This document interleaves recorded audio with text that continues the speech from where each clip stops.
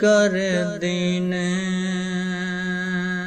سلطان العارفین سخی سلطان باہو یکم جمادی الثانی 1039 ہجری بمطابق 17 جنوری 1630 عیسوی بروز جمعرات بوقت فجر شاہ جہان کے عہدے حکومت میں قصبہ شورکوٹ ضلع جنگ ہندوستان موجودہ پاکستان میں پیدا ہوئے۔ آپ اوان قبیلہ سے تعلق رکھتے ہیں اور اوانوں کا شجرہ نسب حضرت علی علیہ السلام سے جا ملتا ہے۔ اوان علی علیہ السلام کی غیر فاطمی اولاد ہیں۔ سخی سلطان باہو کے والد سلطان با یزید محمد پیشہ ور سپاہی تھے اور شاہ جہاں کے لشکر میں ممتاز عہدے پر فائز تھے۔ آپ ایک صالح شریعت کے پابند حافظ قرآن فقیہ شخص تھے۔ سخی سلطان باہو کی والدہ بی بی راستی عارفہ کاملہ تھی اور پاکیزگی اور پارسائی میں اپنے خاندان میں معروف تھیں۔ سخی سلطان باہو کی پیمائش سے قبل ہی بی بی راستی کو ان کے اعلیٰ مرتبے کی اطلاع دے دی گئی تھی اور ان کے مرتبہ فنا فی ہو کے مطابق ان کا اسم گرامی باہو الہامن بتا دیا گیا تھا، جیسا کہ سخی سلطان باہو فرماتے ہیں۔ باہو کی ماں نے نام باہو رکھا کیونکہ باہو ہمیشہ ہو کے ساتھ رہا۔ پیدائشی ولی سخی سلطان باہو پیدائشی عارف باللہ تھے۔ اوائل عمری میں ہی آپ واردات غیبی اور فتوحات لاریبی میں مستغرق رہتے تھے۔ آپ نے ابتدائی باطنی اور روحانی تربیت اپنی والدہ ماجدہ سے حاصل کی۔ آپ کی پیشانی نور حق سے اس قدر منور تھی کہ اگر کوئی کافر آپ کے مبارک چہرے پر نظر ڈالتا تو فوراً کلمہ پڑھ کر مسلمان ہو جاتا۔ آپ اپنی کتب میں بیان فرماتے ہیں کہ میں 30 سال تک مرشد کی تلاش میں رہا مگر مجھے اپنے پائے کا مرشد نہ مل سکا۔ یہ اس لیے کہ آپ فقر کے اس اعلیٰ ترین مقام پر فائز تھے جہاں دوسروں کی رسائی بہت مشکل تھی۔ چنانچہ آپ اپنا ایک کشف اپنی کتب میں بیان فرماتے ہیں کہ ایک دن آپ دیدار الہی میں مستغرق شورکوٹ کے نواب میں گم رہے تھے کہ اچانک ایک صاحب نور سوار نمودار ہوئے جنہوں نے اپنائیت سے آپ کو اپنے قریب کیا اور آگاہ کیا کہ میں علی علیہ السلام ہوں، اور پھر فرمایا کہ آج تم رسول اللہ صلی اللہ علیہ وآلہ وسلم کے دربار میں طلب کیے گئے ہو۔ پھر ایک لمحے میں آپ نے خود کو آقا کریم صلی اللہ علیہ وآلہ وسلم کی بارگاہ میں پایا۔ اس وقت اس بارگاہ میں حضرت ابو بکر صدیق رضی اللہ تعالیٰ عنہ، حضرت عمر فاروق رضی اللہ تعالیٰ عنہ، حضرت عثمان غنی رضی اللہ تعالیٰ عنہ اور تمام اہل بیت حاضر تھے۔ آپ کو دیکھتے ہی پہلے حضرت ابو بکر صدیق رضی اللہ تعالیٰ عنہ نے آپ پر توجہ فرمائی اور مجلس سے رخصت ہوئے۔ بعد ازاں حضرت عمر رضی اللہ تعالیٰ عنہ اور حضرت عثمان غنی رضی اللہ تعالیٰ عنہ بھی توجہ فرمانے کے بعد مجلس سے رخصت ہو گئے۔ پھر آن حضرت صلی اللہ علیہ وآلہ وسلم نے اپنے دونوں دستے مبارک میری طرف بڑھا کر فرمایا، میرے ہاتھ پکڑو، اور مجھے دونوں ہاتھوں سے بیعت فرمایا۔ بعد ازاں آقا کریم صلی اللہ علیہ وآلہ وسلم نے آپ کو غوث الاعظم شیخ عبد القادر جیلانی کے سپرد فرمایا۔ آپ فرماتے ہیں جب فقر کے شاہ سوار نے مجھ پر کرم کی نگاہ ڈالی تو ازل سے ابد تک کا تمام راستہ میں نے طے کر لیا۔ پھر عبد القادر جیلانی کے حکم پر سخی سلطان باہو نے دہلی میں عبد الرحمن جیلانی دہلوی کے ہاتھ پر ظاہری بیعت کی اور ایک ہی ملاقات میں فقر کی وراثت کی صورت میں اپنا ازلی نصیبہ ان سے حاصل کر لیا۔ سخی سلطان باہو کا تعلق سلسلہ سروری قادری سے ہے۔ سلسلہ قادری کا آغاز عبد القادر جیلانی سے ہوا اور اس کی دو شاخیں سروری قادری اور زاہدی قادری ہے۔ سخی سلطان باہو کا سلسلہ سروری قادری ہے اور آپ سروری قادری طریقہ کو ہی اصل قادری یا کامل قادری تسلیم کرتے ہیں۔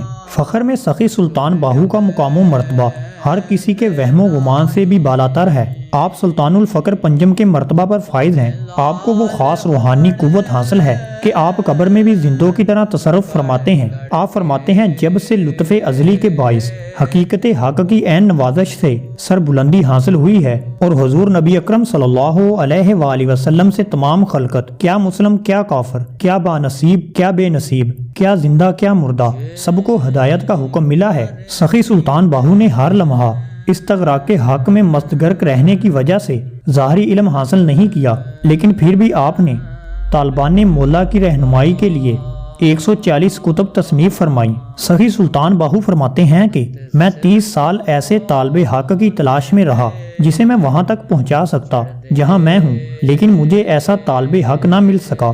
چنانچہ آپ امانت فقر کسی کے بھی حوالے کیے بغیر وصال فرما گئے۔ آپ کا وصال یکم جمادی الثانی 1102 ہجری بمطابق یکم مارچ 1691 عیسوی بروز جمعرات بوقت عصر ہوا۔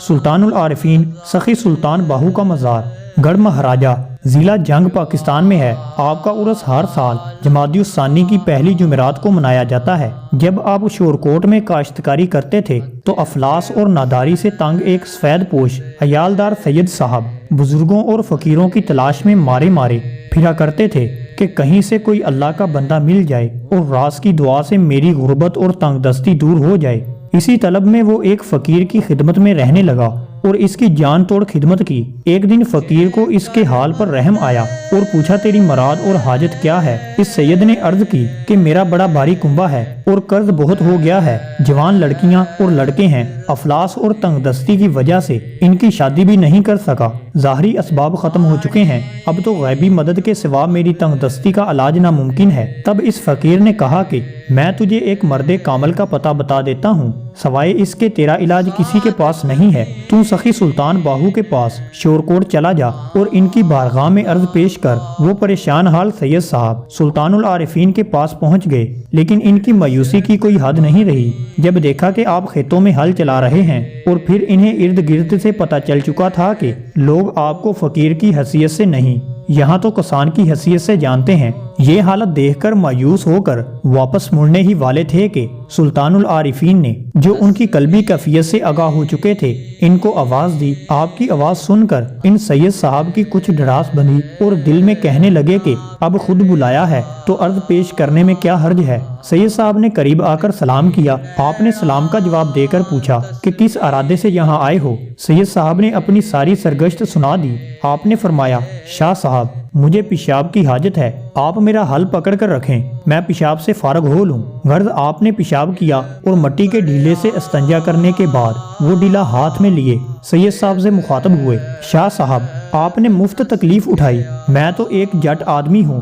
سید صاحب کا دل پہلے ہی سفر کی محنت اور مایوسی سے جلا ہوا تھا، تیش میں آ کر بولے کہ ہاں میری سزا ہے کہ سید ہو کر آج ایک جٹ کے سامنے سائل کی حیثیت سے کھڑا ہوں۔ سلطان العارفین کو جلال آیا اور اپنی زبان مبارک سے یہ شعر پڑھتے ہوئے وہ پیشاب والا ڈھیلا زمین پر دے مارا، نظر جینا دی کیمیا سونا کر دے، وٹ قوم اتے موقوف نہیں، کیا سید کیا جٹ۔ آپ کے پیشاب والا ٹیلا اسی زمین پر دور تک لڑکھتا چلا گیا اور زمین کے جن جن مٹی کے ڈھیلوں سے لگتا گیا وہ سونے کے بنتے چلے گئے۔ سید صاحب یہ حالت دیکھ کر دم بخود رہ گئے اور آپ کے قدموں پر گر کر رونے لگے اور معافیاں مانگنے لگے۔